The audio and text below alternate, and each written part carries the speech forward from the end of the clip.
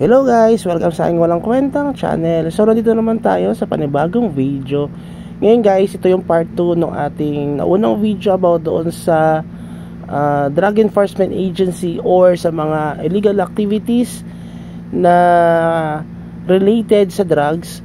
So ito na yung second part.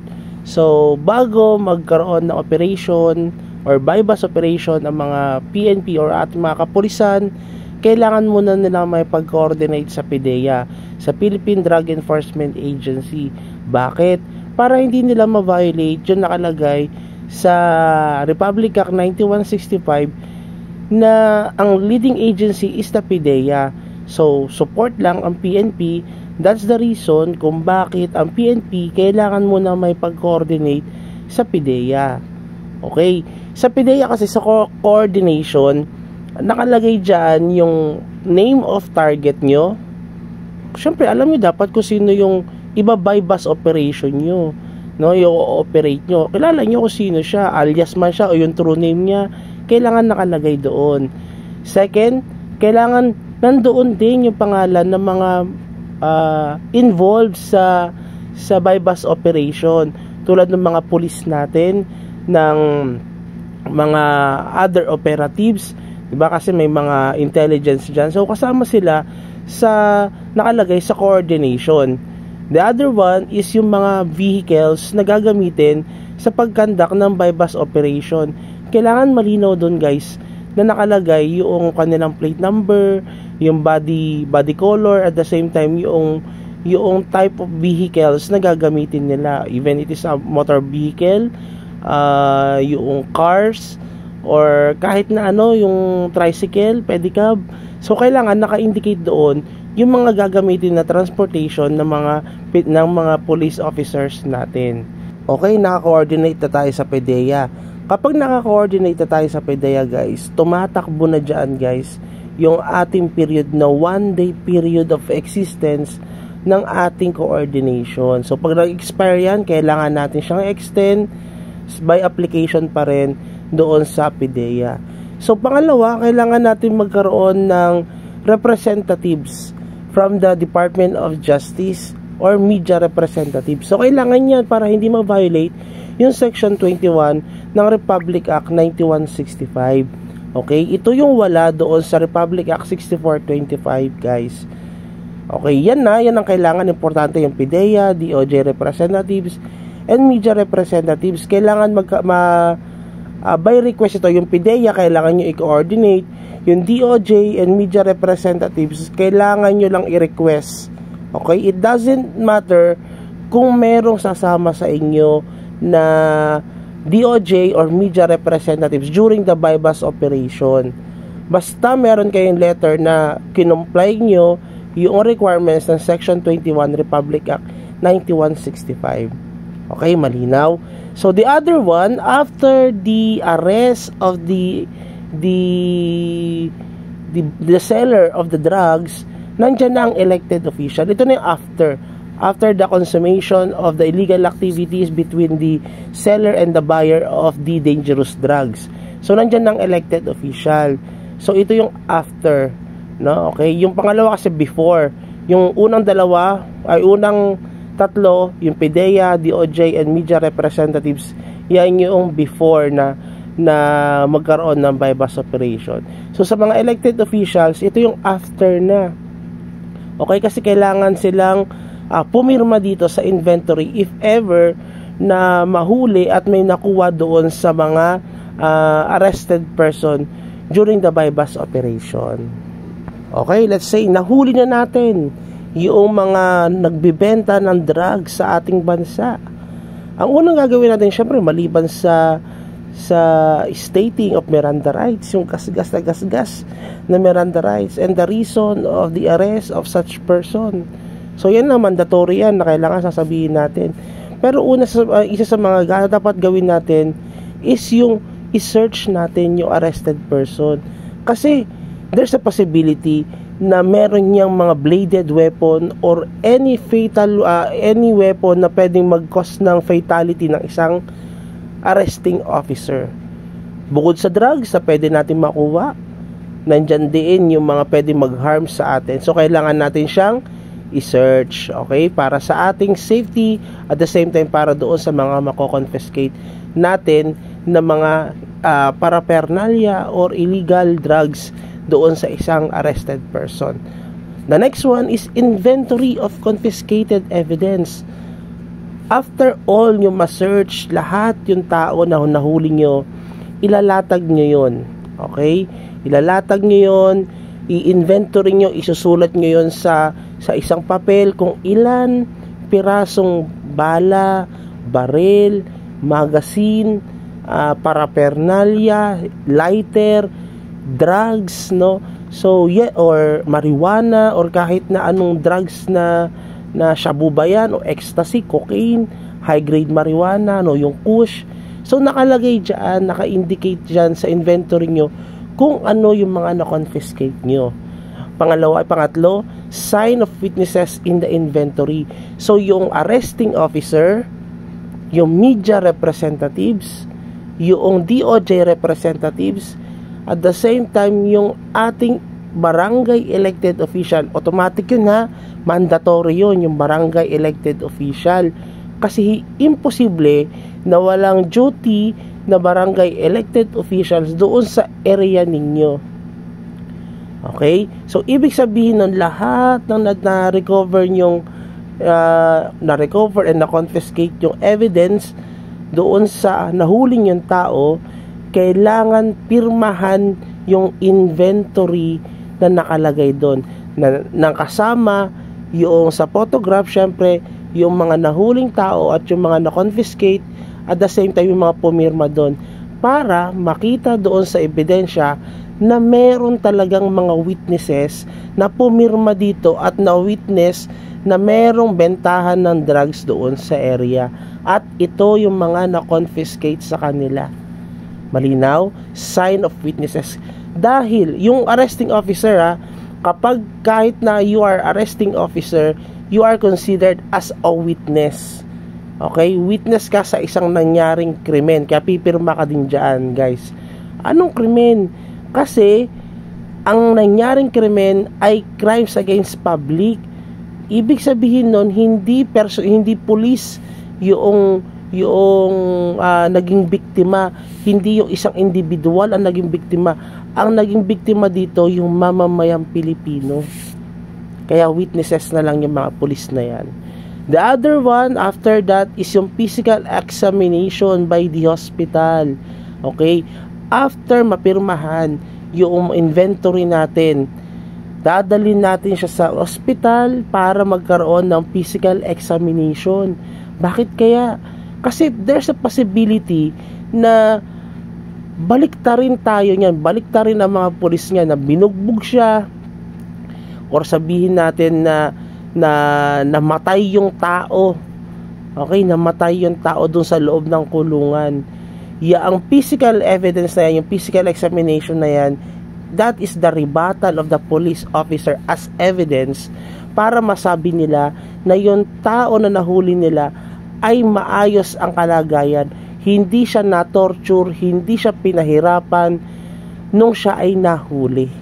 At the same time, guys, it is included as the Bill of Rights or karapatan na ng tao, is na parang idinagdag siya sa Miranda rights, yung kailangan lahat ng mga mahuhuling person who committed a crime, kailangan silang mag-undergo ng physical examination, syempre preferably by their own choice, just like their lawyer, doon sa physician.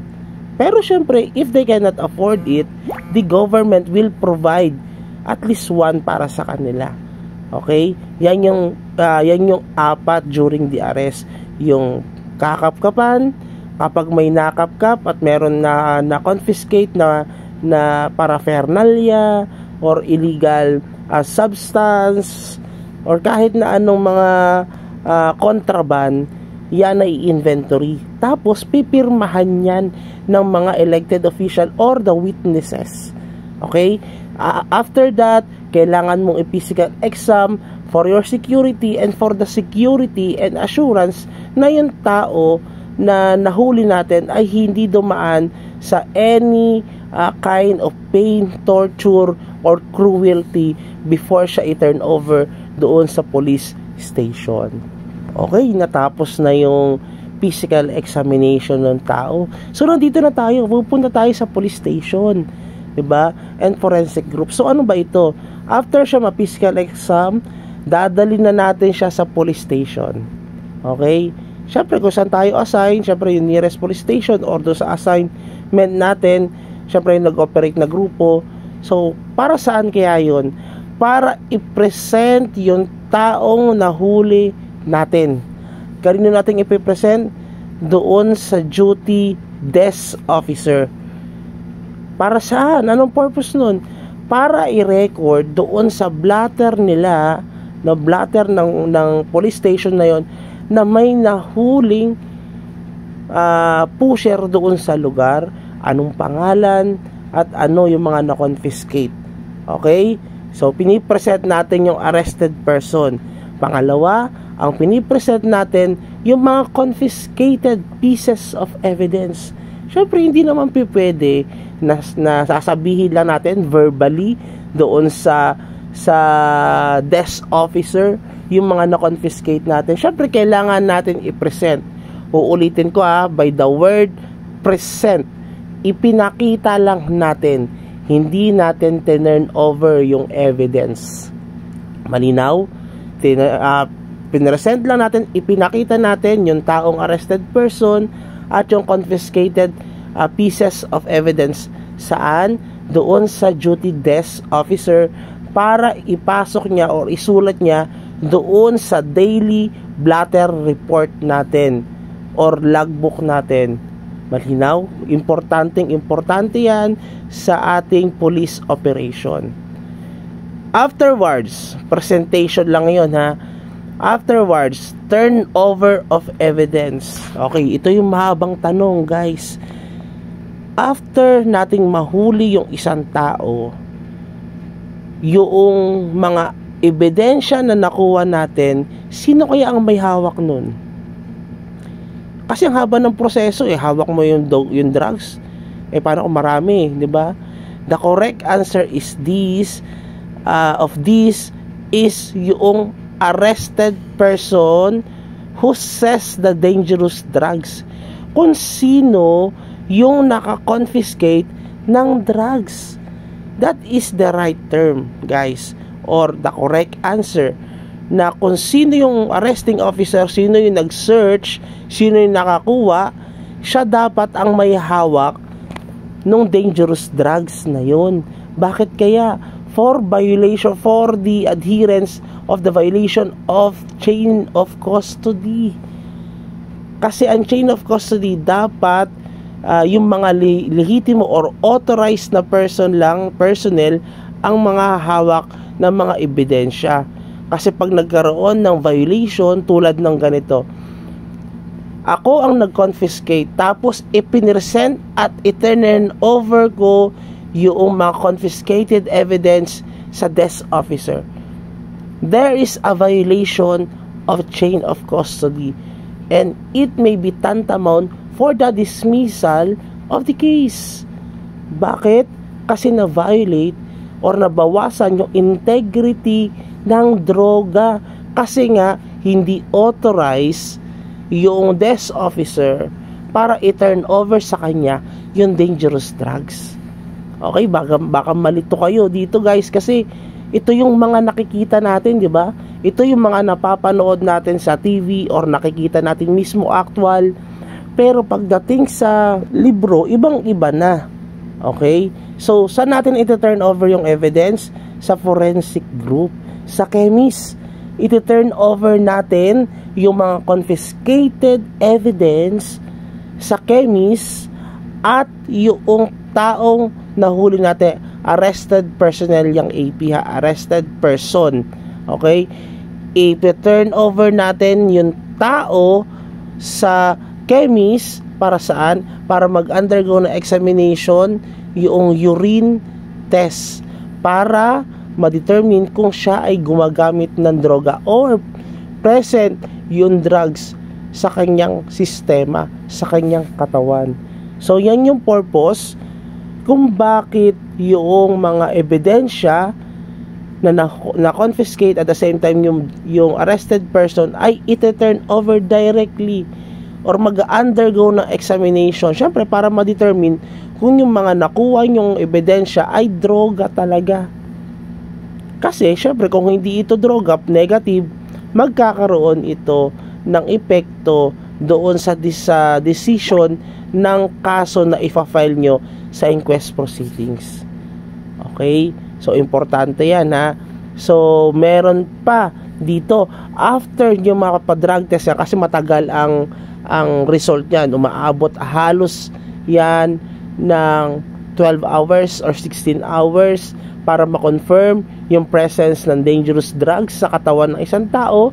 At the same time, yun sa mga ebidensya na confiscate nyo, na tinurn over doon sa chemist, no, sa forensic group. Okay, natapos na ngayon. Doon na physical examination nyo na, nagkaroon na ng drug exam, napa-exam nyo na rin yung mga pieces of evidence collected in the crime scene. Babalik ka ngayon sa police station para saan? Ikukulong na siya, syempre. Habang nakakulong or nandoon na kayo sa police station, magkakaroon na ng mugshot. Okay, nagkakaroon na ng mga picture at kukunin na ngayon yung kanyang mga fingerprints. Okay, so yan na ang simula ng inquest proceedings, preparation for inquest proceedings. Kasi nahuli siya by bypass operation, caught in the act. So dahil sa caught in the act, kaya pasok siya dito sa inquest proceedings. Okay, at mahabang proseso yan. Yung inquest proceedings, pasok yan sa ating criminal justice system. Okay guys, hanggang dito muna ang ating part 2 of the Republic Act 9165 para hindi kayo ma-data overload at hindi rin ako mahirapang mag-upload nito. Kung umabot ka pala sa video na ito at hindi ikaw o estudyante ko, please consider like and subscribe kung nakatulong sa inyo itong ating munting video. Maraming salamat and have a good day. Bye-bye!